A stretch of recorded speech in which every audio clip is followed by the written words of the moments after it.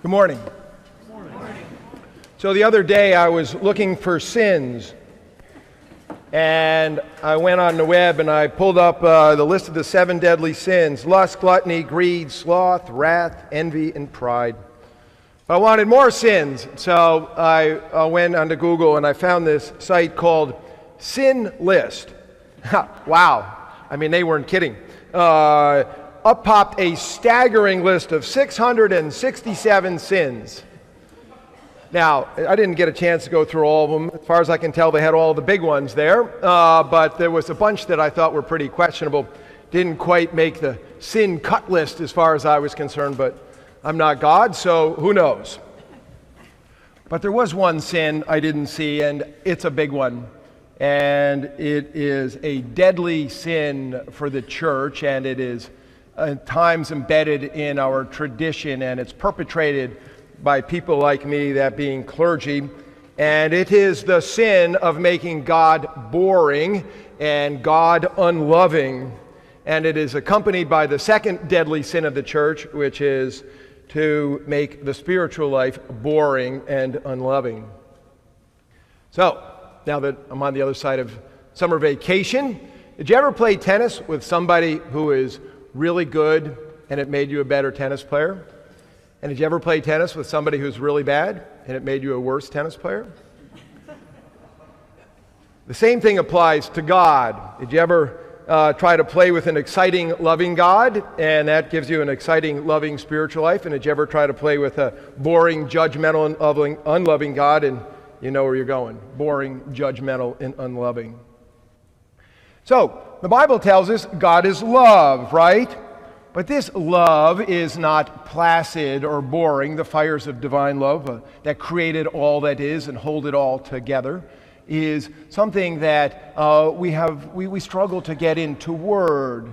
And I'm quite convinced that when we die and we pierce the human veil and go on to the other sides and enter more deeply into the realm of God, into the heavens, into the heart of God, and we experience divine light, capital L all around, and divine life and divine love, that it will be explosively, ecstatically beautiful for our souls. And we'll think, oh my gosh, I didn't get it right.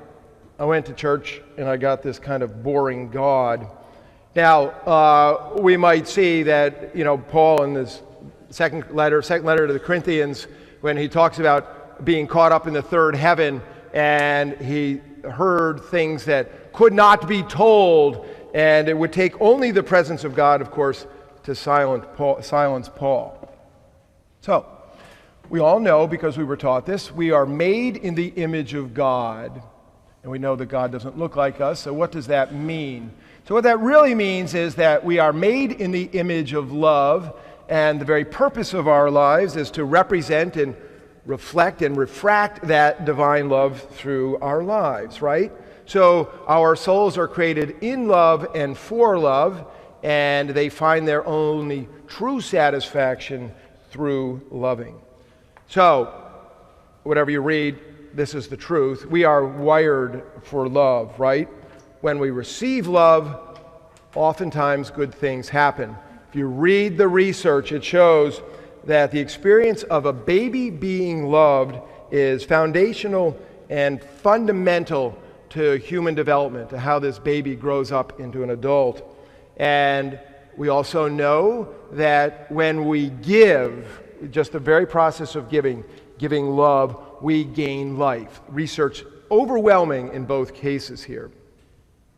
The converse is also true. So when we do not receive love, trouble sets in here, right? And I would say at some level, I'm just going to claim this, at some level, we're all love-starved people. I'm just convinced of that.